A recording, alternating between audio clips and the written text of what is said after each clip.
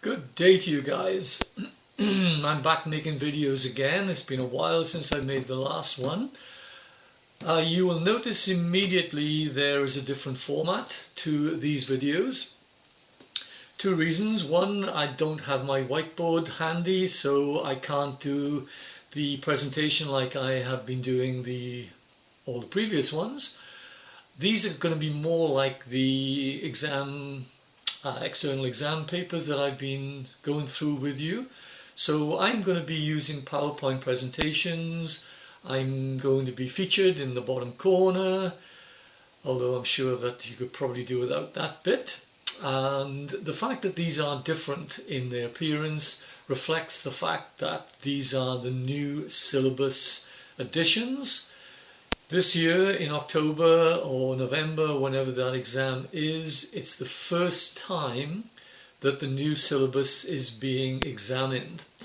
So anything that came into the syllabus when it changed, anything that went out of the syllabus when it changed, these videos now are going to reflect that.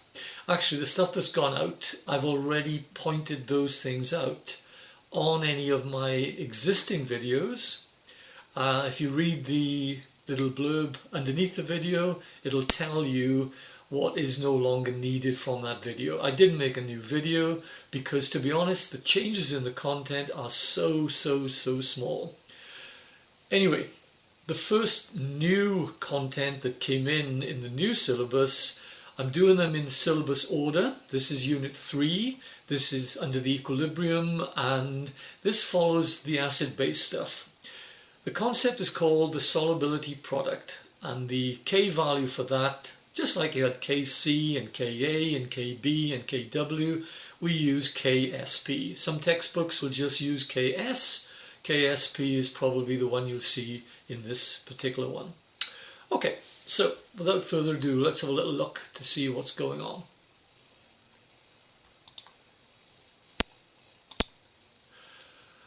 Okay, here's a question.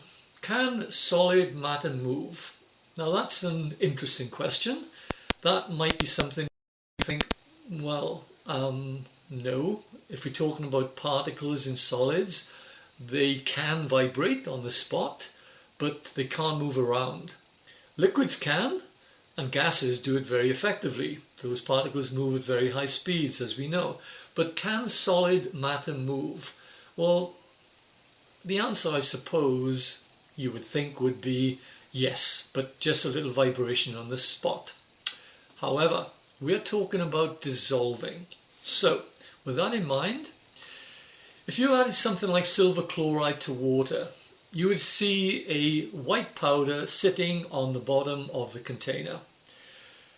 You may remember from Unit 2, you learned about solubilities, and even though most chlorides are soluble in water, silver is one that isn't. There's one or two others as well, but we're not concerned with that right now. Okay, so as far as we're concerned from our solubility background, silver chloride is insoluble in water. Okay, so it would seem then to just sit at the bottom of the container as a white powder, white solid, and nothing happening at all. However, even in a saturated solution, now a saturated solution, as we know, is one that can hold no more solid. Okay, it is literally holding as much of the dissolved substance as possible, and anything that you then add will simply stay undissolved. Or is that true? The bottom line is there is still an exchange of ions from the crystal to the solution and back again. And you will see I've used in these videos, you can see it's a chalky presentation. This is a recent introduction which a lot of teachers are using, and it is very good, and it's colourful and it's pretty. And the key point here is basically when something dissolves, and this applies to not just soluble things but apparently insoluble ones as well. Okay, insoluble substances, I'm afraid I'm going to have to tell you something you may not like. They're not completely insoluble. Every single ionic compound, we're only dealing with ionics here, every single ionic compound has a degree of solubility, even the insoluble ones. And KSP is going to tell us more about those solubilities. Okay, so I kind of told you that silver chloride does dissolve to a small extent. It's insoluble in the table that you had back in Unit 2, but the reality is it does dissolve to a small extent. All insoluble substances do. Okay? Now if you look at the slide, you will see that it's showing the solid at the bottom in the beautiful lattice regular arrangement, every silver ion surrounded by chloride ions, every chloride ion surrounded by silvers, and so on. And then you see two arrows. The one pointing up is dissolution, which is a posh word for dissolving. The one pointing down is the reverse process, where the ions turn back into solid, and hopefully you know we call that precipitation.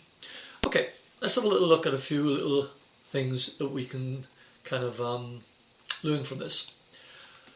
Okay, so dissolution, dissolving, is basically the silver ions and the chloride ions are leaving the crystal and going into solution.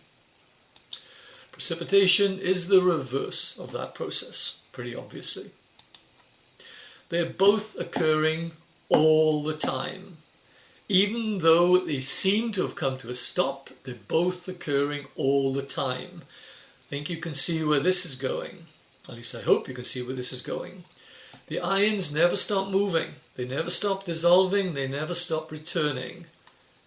And basically, there is no overall change. So when that solution is basically measured, you'll find its concentration is fixed, is constant. What we're seeing is dynamic equilibrium in action. We saw it before with various substances you did when you did KC, when you did acids and bases. We've seen equilibrium in action. We know what it means. We use the reversible arrow to indicate it. This is a classic example of a dynamic equilibrium.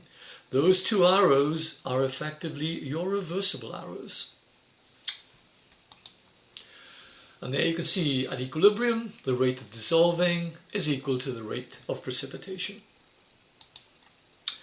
Now then, if you're writing a KSP expression, this looks really complicated, but it's actually quite simple. It's just covering all possible combinations. So if you have an ionic compound, MXAY, right, so it could be aluminium oxide, Al2O3, for example.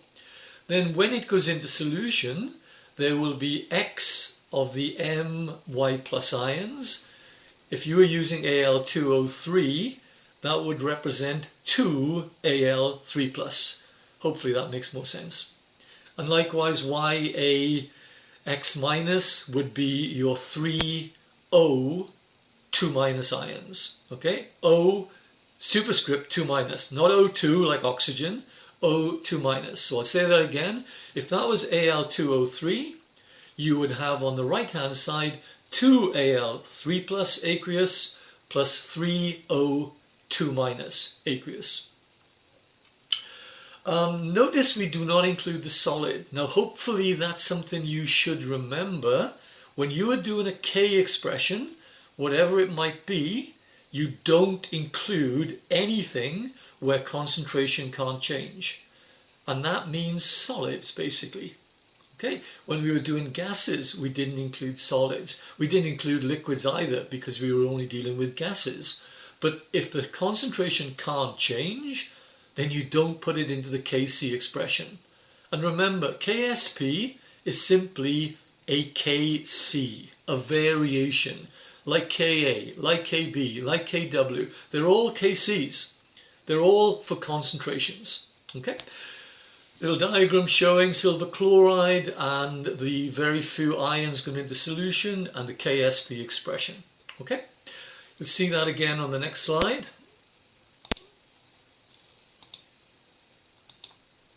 Okay, so what we're going to do now is show how that equation came about. So there's the equation for AgCl solid dissolving into Ag plus aqueous and Cl minus aqueous. Okay, so the expression, if you were writing a K value, remember products go on the top, reactants go on the bottom. Since the reactant is a solid and doesn't have a concentration change, you don't include it. Okay? Now then, when we are doing calculations involving actual numbers, what I'm going to be suggesting to you is we follow a very, very basic approach. If you are given the solubility, let's call that S, then of course in that equation, if AgCl is soluble to the extent of S moles per liter, then since it's a 1:1:1 ratio, that equation, then the Ag plus concentration will be S, and the Cl minus concentration will also be S. And then the KSP will be S times S, S squared. Okay? Now then, what about trying one a little bit harder? What about that one for yourselves? What I want you to do basically, and you can pause the video if you want to, but I want you to write the KSP expression. I want you to let the solubility of BaF2 be S again, and I want you to come up with a KSP in terms of S. Pause the video, because I'm not pausing. Okay, so the expression, first of all, hopefully you got that right, would be Ba2 plus aqueous concentration times F minus concentration squared. Remember, any coefficients, numbers that we put in for balancing, become powers in a K expression. Okay, so if the solubility is S, then of course the barium ion would be S and the fluoride ion would be 2S, because you can see every BaF2 provides 2F minus. So our KSP becomes S times 2S squared, which is equal to 4S cubed. Are we good? Okay. Incidentally, please put any comments, any questions or whatever underneath the video, or you can email me. I've put my email address underneath. Students do all the time. I'm very, very pleased to help you whenever you ask questions. But please do comment under the video, and if you like it, subscribe, because there'll be more videos coming. Okay, let's have a little try of some examples. Again, pause the video if you need to.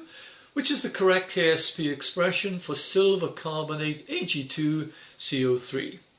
Pause if you need to. Okay, looking down at those options there, you can see basically it's going to be option number 2, because there will be 2 Ag plus ions and a single CO3 2 minus ion. The answer should be on the next screen. There we go. Okay. Now, you may remember doing the reaction quotient when you did equilibrium, and the fact that the reaction quotient is worked out from whatever concentrations you are given.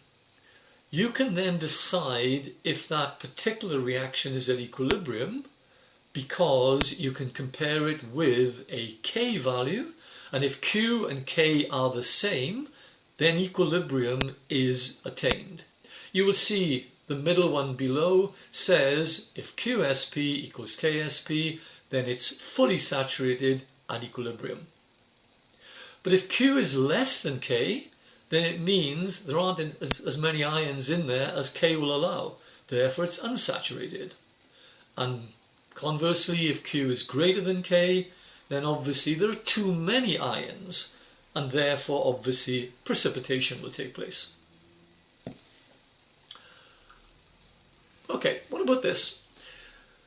Going back to Le Chatelier, if you are told that when most salts dissolve, it's an endothermic process, you can actually try this for yourself if you want to.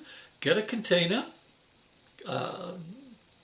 glass container, not too thick, because you don't want it insulating the material from your hand. Hold it in your hand, put some water into it, wait a little while, get used to that temperature, then add a couple of spoonfuls of salt, and then stir it.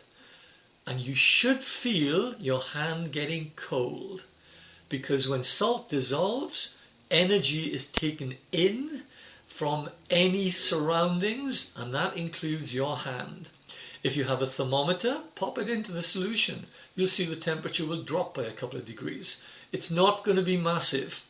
Don't think your hand is going to freeze solid. It may not even be noticeable, but hopefully you'll feel it getting a little bit colder.